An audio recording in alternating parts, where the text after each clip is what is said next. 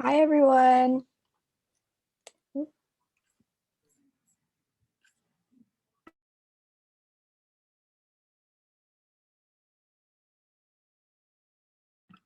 For those of y'all who haven't seen the chat, Kai is just letting everyone know you should send him your campus email and CWID marked for attendance.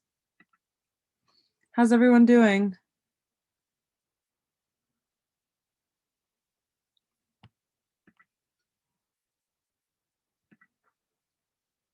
I'm gonna leave a minute or two for people to keep coming in.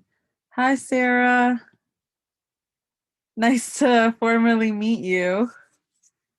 Nice to meet you too.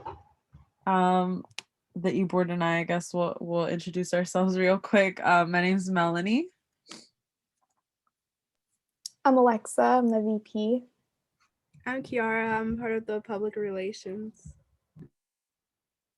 And Kai is in the chat, I think. Oh, sorry, Kai. I wasn't sure if your audio was good.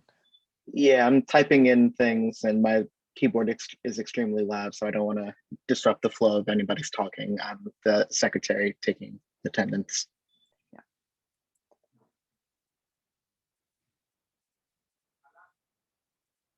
Give me 1 second. I have to step away real quick. I will be right back.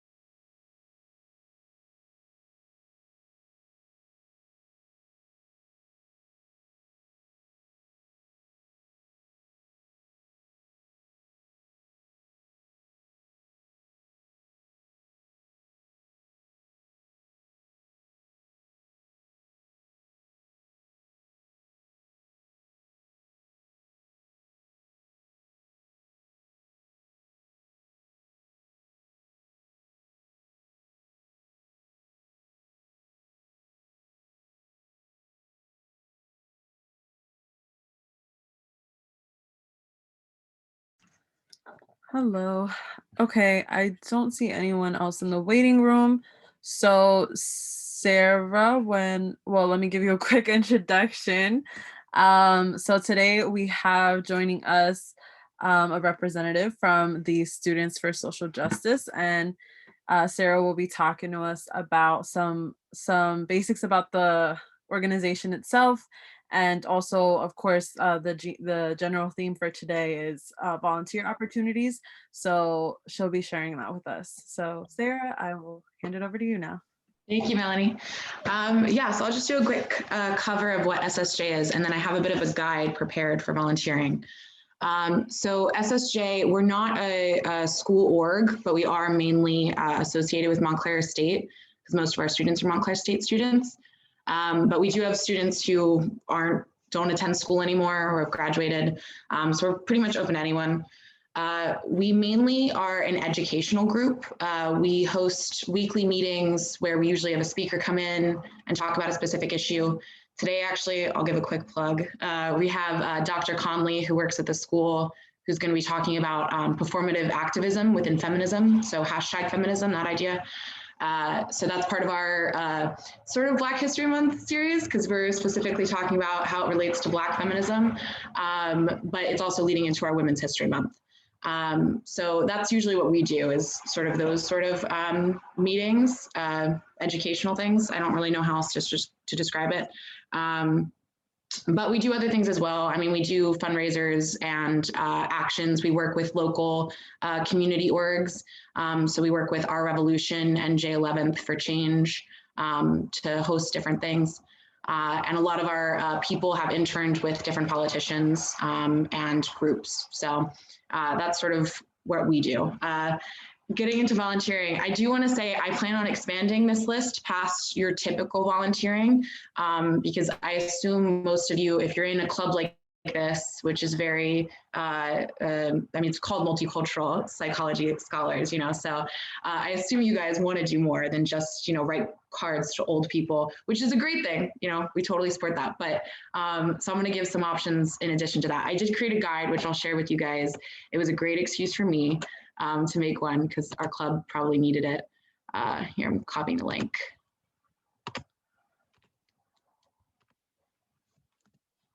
Okay, that's in the chat.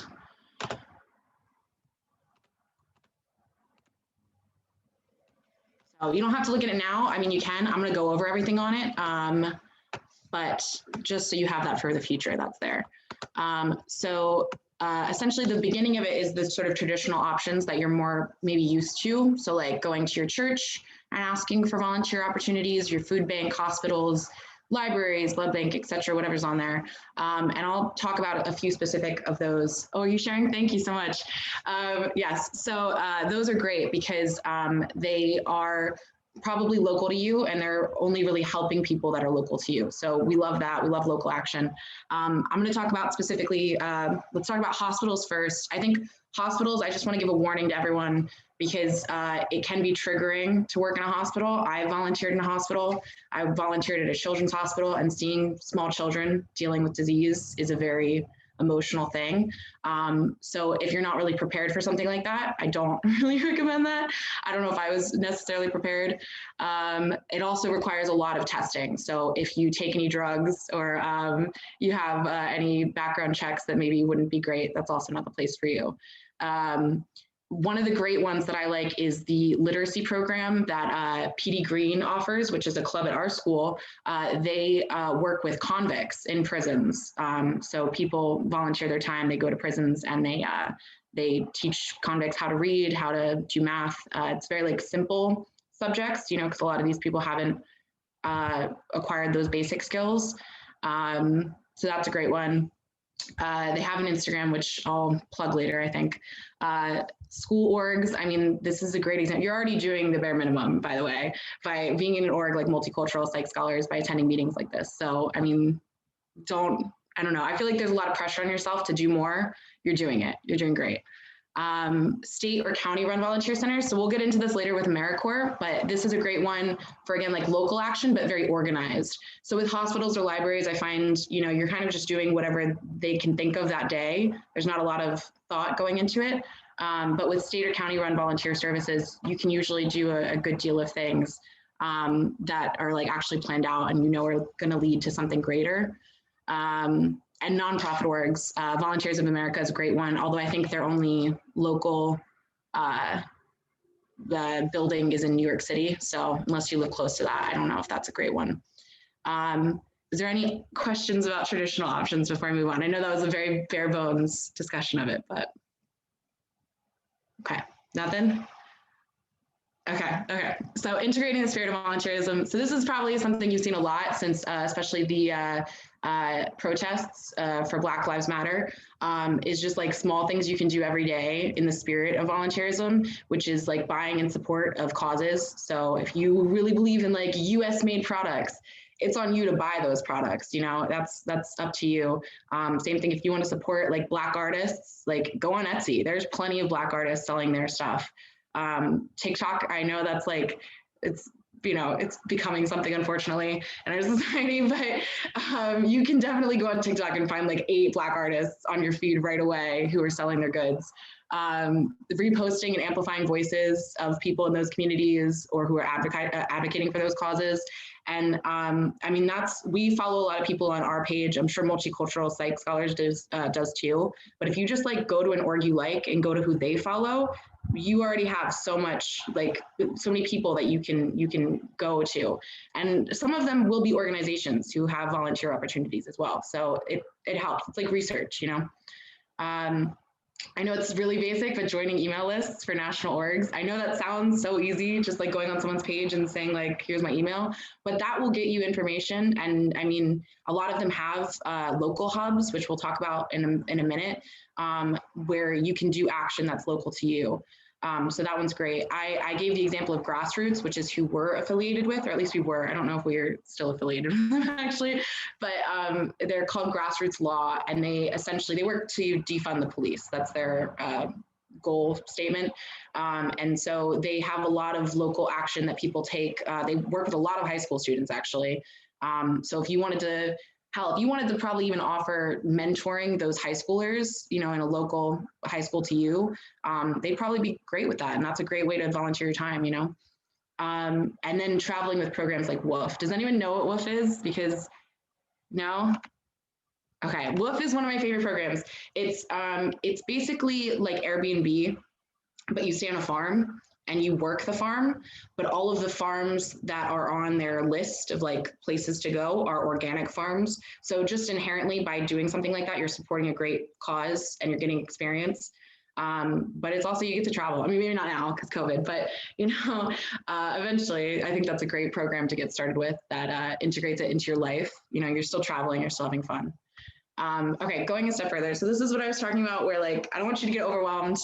You do even one of these things that I've talked about, you've done so much more than so many people do. But this is like a way that you can like really step it up and do more. And if you have like even if you just need a job, this is a great way to get a job while still doing good in your community. Political internships, I know they're not paid, but they are resume builders, and they're really great, and you're doing good. They're actually very easy to get. I interned for Senator Menendez. I'm not a big fan of, but he's fine, but it was an easy job to get. I did one phone call interview and I think they just hired everyone, to be honest. So like, that's my, I think it's really easy. And you can find that on their web pages, on their websites.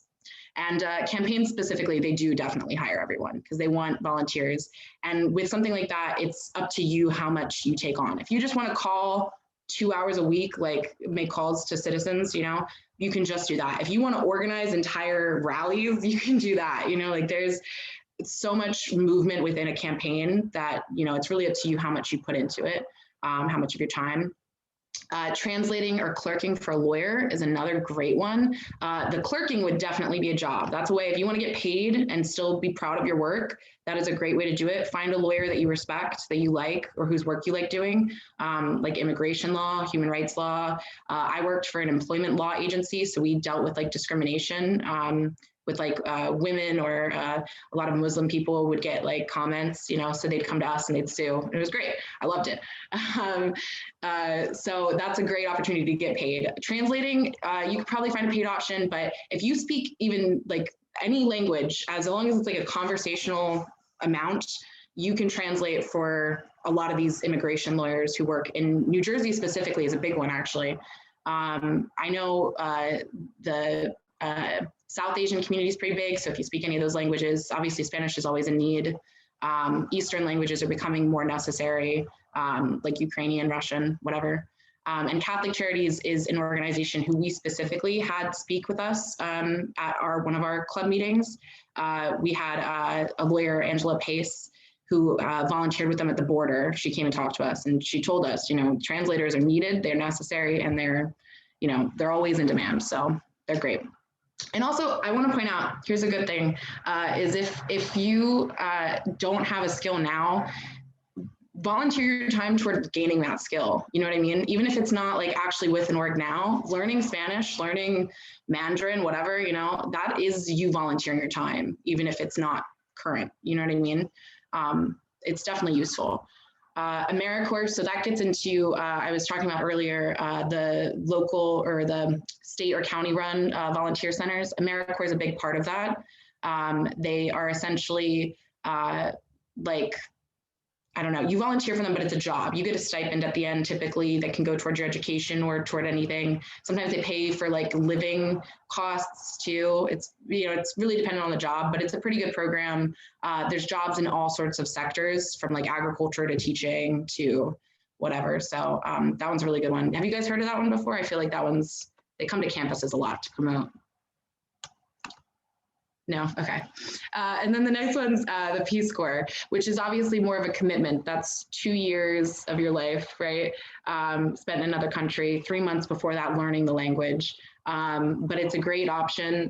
It's definitely one that if you want to travel, despite it being COVID, is really the only thing you can do to travel at the moment. They're pretty lenient with like, you get like a weekend off every month to go hang out in the community, just like travel around, which I think is great. And they always need people. So that's really useful. And then looking into local political groups. So this is like the hubs that I was talking about. Sunrise Movement, were we pretty aware of Sunrise Movement? No? Okay, so do we know what the Green New Deal is? Yes, we got some yeses. Okay, so the Green New Deal was proposed by, I guess, AOC, but other people as well. And essentially it just works toward ending climate change, right? But Sunrise Movement was the one who really created that. So the reason I bring them up is they have a hub basically in every single county in the US at this point. They're really huge. They pretend they're not, but they're massive. And there is a lot of different options of like how to volunteer with something that big. You know, as you can do local things, but you can also, you know, you can go to DC and protest, you can make signs for them, you can take videos for their social media. And I know that's, I mean, I'm not just, this isn't specific to Sunrise, you know, that's all of them, but I think that's a good example of something where whether or not you want to be local or national, it's a really good group for that. Any questions on that section? I know I'm like going through them, but no, okay. The next one is taking action for yourself. So obviously, I mean, I think volunteering is great, but it's something that, I mean, you don't need someone else to tell you how to do it. You can do it right now at home. One way is raising money among your friends for a cause. So just like, you know, get a group of people and tell them each of you have to get 5 people to donate. Even if it's just $1 from each person, you got to get 5 people to donate. And that I mean, it's an easy way to get everyone involved that you know. Organizing caravan routes. So caravans are something that a lot of the local hubs do too, but it's something you could organize on your own. A caravan is essentially you just deck out your car with like whatever shows off whatever issue you care about. So let's say you want to end climate change, right? Maybe you cover your car in plastic, you know what I mean? Or you hang up like some, I don't know, whatever. You get the chalk, the whiteboard things that get on your car and you write like end climate change, whatever you feel, you get balloons, I don't know. And you just drive around a specific route with as many other cars as you can get to sort of raise awareness about it. You can also drive past political like offices and, you know, try to get their attention, you know, at them the whole time saying, hey, we're driving past, come outside, you know what I mean? They probably won't, but that's a great way. And, it, you know, it might not be doing much in the sense of like, you know, you're not making someone feel good. It's not one of those things, but you're still, I mean, you're donating an afternoon of your life to something. That's, you know, the most we can ever ask of you. Sending letters, I left that kind of vague because I feel like you can send letters to really whoever, whether it's politician, whether it's hospital, like kids that really need cheering up, old people's homes. I know it's like a basic one, but I mean, it's something you can do right now.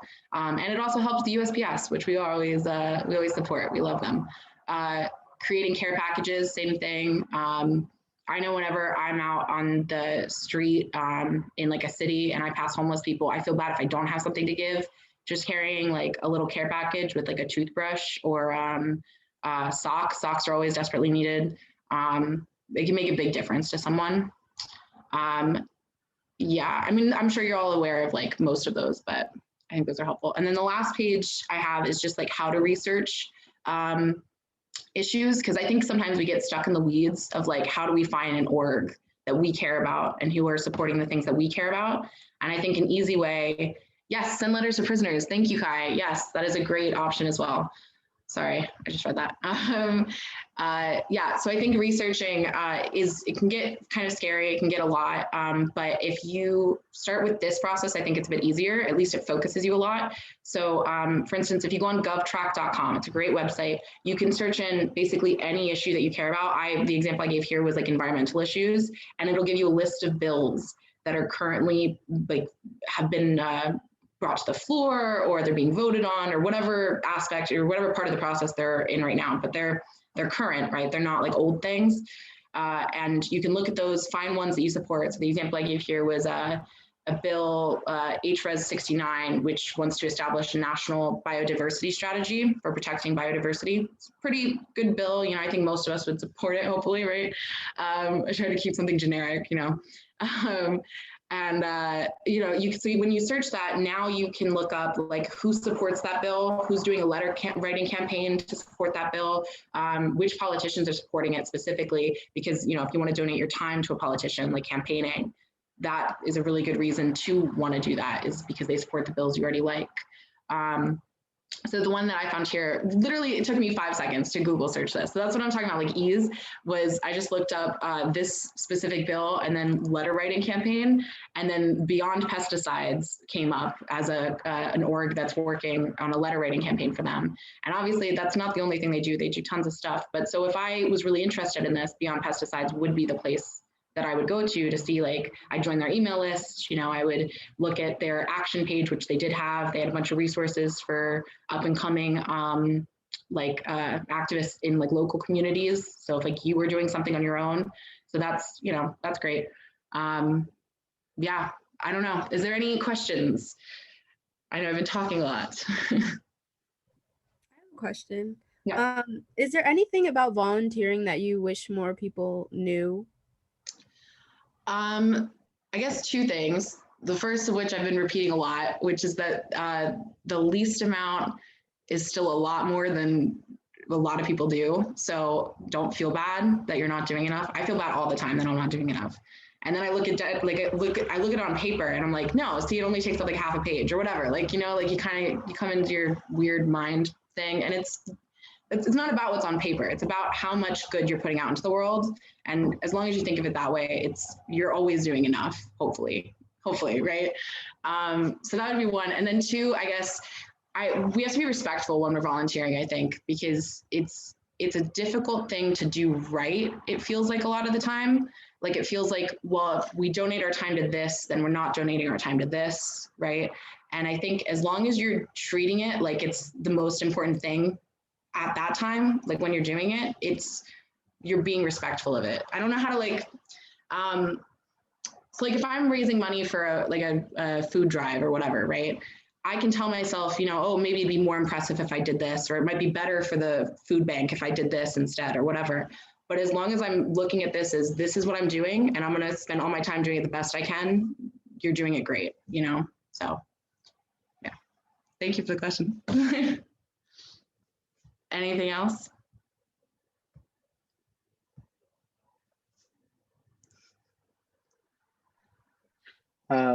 You had mentioned that I think you said hospitals a lot of times have a sort of like gatekeeping if you have like drugs or anything like that. I recently was diagnosed with ADHD and I take stimulant medication for it.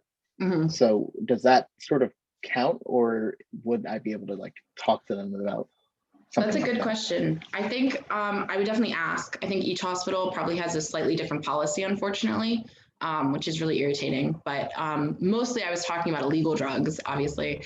I know people who smoke weed and have had issues, you know, passing those tests. So it was just a sort of warning. I will say I have a friend who, her major is, I don't know, it's something to do with medicine. I couldn't tell you, but she had to do a research thing, and she takes ADHD meds, and she actually went off them to pass the test, which I don't know how I feel about that. I don't think that's a very good program to be in if they're requiring that. But yeah, I would definitely check with the program for sure. Thank you. No, of course, yeah. Also, in regard to the hospitals that you volunteered at, sorry, I hope you can't hear my phone going off. But where would you recommend looking? Because I know I live in like central Jersey, kind of by Freehold, Manalapan area, and the closest to me would be either Center State or Monmouth Medical. But obviously, there are way more hospitals than that in New Jersey with a ton of different psychiatric centers. What are your recommendations? That's a good question. So I'm actually not originally from New Jersey. I'm from Pennsylvania. So when I volunteered at a hospital, it was in Philly, actually. So I don't have specific recommendations within New Jersey. What I will say is children's hospitals are probably the smartest choice to start with if they're near you, obviously, because they're going to be looking for people to play with the kids. They're going to be looking for people to clean the toys, little things that are not as much necessary in like normal hospitals, and volunteers are much more needed within children's hospitals for that reason. So that would be my like only recommendation. I don't have much to say about that. Sorry. That's okay. Thank you, though.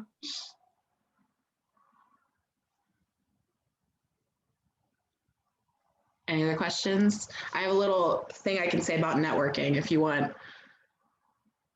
Yeah, Melody's nodding. Oh, Kiara's nodding. Okay. Did I pronounce that right, by the way, Kiara? Okay, cool. Yes, okay. So networking, I want to talk about networking because I think it's so vital to what we're doing, specifically SSJ, which is we don't really give you volunteer opportunities. I mean, we do, fundraisers. Every once in a while, we'll partner with like an org, and do like a caravan or whatever. But mostly what we do is we have speakers come in and talk to you about a specific issue.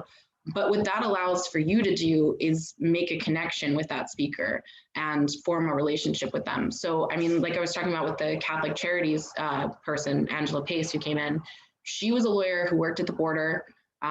She usually doesn't even work immigration cases. I think her normal thing has to do with maybe like teachers unions or something like that. I can't remember. We only talked to her about the border stuff, but when you meet someone like that, you can then talk to them about like, oh, well, do you need any clerks at your firm? Do you need any translators where you work? You can learn more about teachers unions if you want to learn more about that. It becomes an opportunity.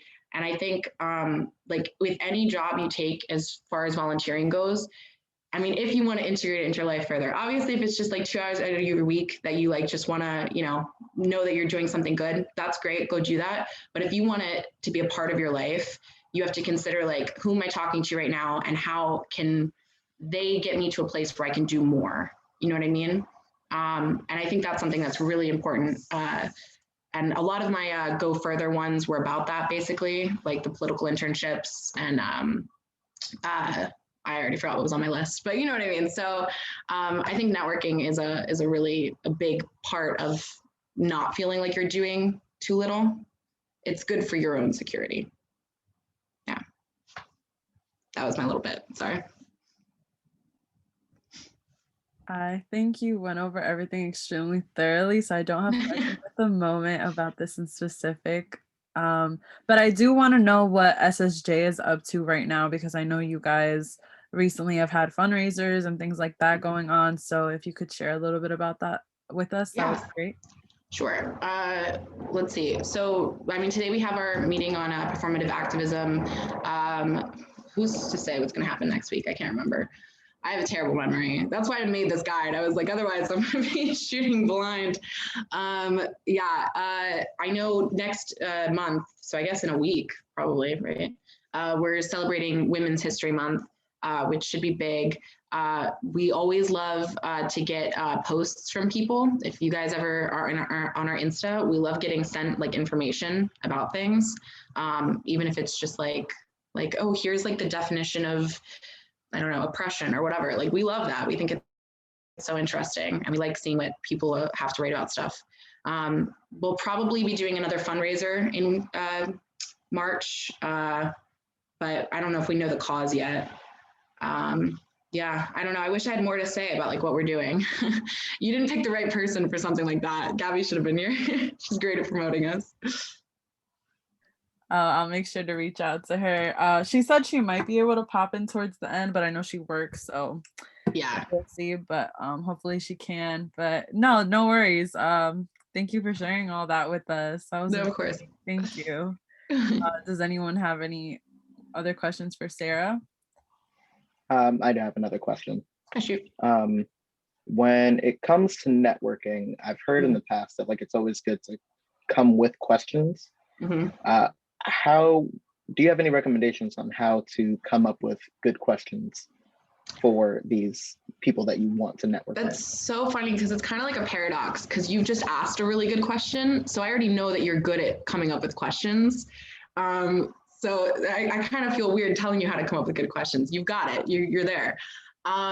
I think just doing research is like half the battle, you know, like knowing, like, let's say again, political internship, you know, you're interning for a House representative, you're interning for AOC, someone famous, right? Let's make it, knowing that she supported the Green New Deal, knowing that she's anti-ICE, right? Knowing like all of the little things about that, it'll make it so much more interesting when, you know, they get to the part where they're like, what do you have to ask? And then you can be like, oh, well, you know, does she support this or this? You know, you can kind of like make it seem like you know more than maybe you even do.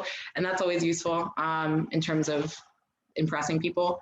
But I think really you just gotta be interested. If you know what you want to know, the questions will come easily. If it's just sort of like a basic level of like, I just kind of want to know something, then like, you know, you're not going to come up with good questions. But if you like actually care about the answers, then the questions will be there. Yeah. Also, this is kind of random, but you made me think of it for some reason. Cory Booker wrote a book, which the name I'm now forgetting, but I read it and it's really good because it talks about how when he first moved to Newark, the first thing he did was just went to a bunch of different organizations. This was when he was in law school, and just asked them questions about what they did. And like at the end of like a year of meeting with different organizations, he decided like where he wanted to work and what his future path was going to be. And I think that's a great example of like, even if like it gets back to like learning a language is your time donating, you know, if you just devote yourself to something, like learning something, that is volunteering. It might not seem like it is, but it is. Yeah. And that's what questions are. So I don't know, that's what the tie-in, I guess, of how that reminded me of that. Yeah. Thank you for that question. I love that advice. Thanks, Sarah. Of course. Okay, well, I'm not sure if you're cool to stay the hour, if you have to go, or. I will totally stay. You guys are great. Thanks. Me too. I'm really looking forward to collaborating again in the future with SSJ, Yes, now that our meeting times don't clash this semester. So I'm really happy about that. Yes, very glad, very happy. Yeah. But I did actually have Sam message me. Sorry to put you on the spot, but if you're cool talking about another volunteer opportunity that came to your mind, go ahead.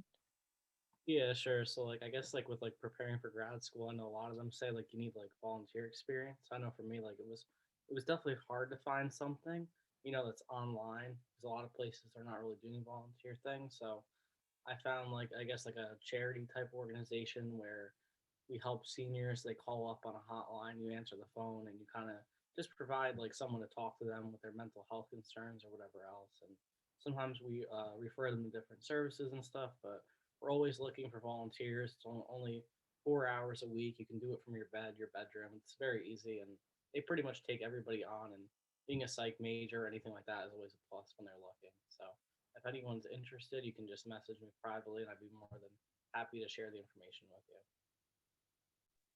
Bouncing off of that, actually, I just wanted to remind everyone, I don't know who was here for our event last semester about Crisis Text Line. We had some guest speakers from the organization come speak on behalf of volunteering to be a crisis counselor. I'm sure it's probably a very similar, I don't know if it's the same organization or if it's a similar organization to what Sam is talking about, but they did open up their application on Monday. They're looking for more volunteers for the text line, the hotline, and they will help, you know, any kind of a crisis, even if it's might be small and trivial to us, I guess to the company and the organization, any crisis is a big crisis. And they're willing to discuss anything ranging from abuse, anxiety, bullying, depression, body image, you know, the whole 9 yards. So definitely, if anybody's interested, I will drop the application link as well as just their regular website. They have tons of resources just to look up what's it called, information about specific disorders, how you can get involved elsewhere, and whether or not you would like to personally use their services. I think they're a great way to get in contact with people and just get some information out there and learn what you would like to do and what you don't want to do. So I'll definitely drop that in there for you. Also, I'm just gonna add on a little bit. I became a crisis text line counselor going into my junior year, so last semester, and they really do train you well. You have to kind of go through like a whole process, and it takes place on Canvas actually, so everyone should be kind of like knowledgeable to the interface, but they really do train you well.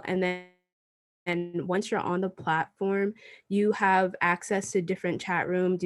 There's a chat room for like de-stressing, or if you get like triggered or anything or need to take a break, there's a chat room for that. And everyone on the platform is super nice, and everyone wants the best for both the counselors and the people texting in. So don't be scared about even if you just get the application in and then ask questions after, everyone is super nice about it. So.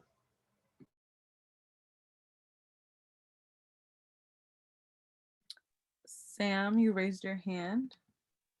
Yeah, I was actually looking at the crisis hotline like a while ago. I guess the application they were like filled. I know like the Trevor Project, a lot of them sometimes get filled up. Mine's pretty similar to that one, I think, but I'll definitely look into it. And even like a site called Volunteer Match. I don't know how I found it, but it has lots of different volunteer things on there, like virtual, in person, whatever you're looking for. It's a great way to kind of, I guess, navigate because I think sometimes finding different volunteer opportunities can be difficult, especially when there's like so much. But just kind of a plug for that. I'm glad that you actually mentioned the Trevor Project because I wanted to speak on that as well. So for those of you that don't know what the Trevor Project is, it is a support center specifically for youth within the LGBTQ community, and it is a text line hotline. I did apply, unfortunately. Right now, I think they have too many volunteers, which is honestly a great thing. It's honestly the best thing that I could hear.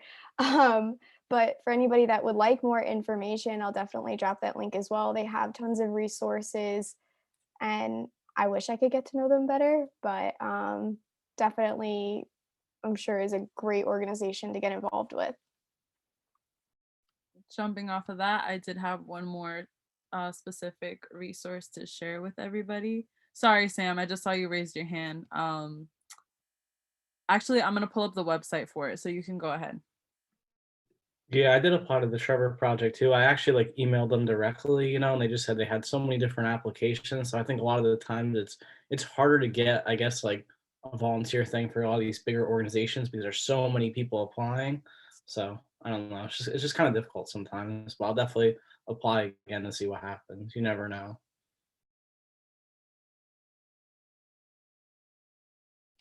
Thanks for sharing, everyone.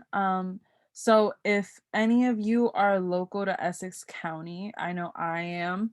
Um, I was recently looking into something specific that I could volunteer for. So if anyone is interested in doing work for the LGBTQ community, as Alexa mentioned, I have another resource, and I'm just gonna screen share their website. So they're called the Rain Foundation, and essentially they're kind of like a little shelter for LGBTQ youth who have been kicked out of their homes and situations like that. So they're between homes. So, to avoid them sleeping on the street, they house them there temporarily until they find homes for themselves, some kind of long-term living arrangement. So this is something that I found out about recently, and right now they are looking for volunteers and interns. And even if y'all just want to donate some stuff, like if you're getting rid of clothes or something that are still in good condition, or if you can go out and buy some toiletries like toothbrushes or things like socks or whatever it may be, they also allow people to donate that. So I'm going to share the link to the website in the chat, but yeah, that's one thing. They're located in East Orange. So again, if you're in Essex County, that's something that you could always get involved with if that's something that you're passionate about. Yeah, and I think that wraps up what I had to share on my end. I don't know if anyone else from the e-board had anything else to share. Maybe I just wanted to touch on the networking again. whether it be with Students for Social Justice or MPS or any organization, I think it's really important to drop into meetings and kind of float around and talk to as many people as you can, because actually what kind of hooked me into MPS, obviously, aside from my passions with psychology and culture, they hosted this really awesome speed advising event, and I actually got close with Professor Dr. John Wilson. I don't know if anybody knows him, but now I am actually a research assistant in his lab along with Kai and Melanie. So we were all able to get close to him. Um, I don't know exactly if Melanie and Kai got close to him specifically through that event or not, but just speaking from personal experience, it is such a great way to network. Honestly, it truly is. So for anybody that would like to start getting out there, I definitely recommend just going through Engage, going through all of the events that are listed on there and just seeing what you're interested in. You could pop in, you could pop out, especially with Zoom, it's pretty flexible now. So I recommend that entirely.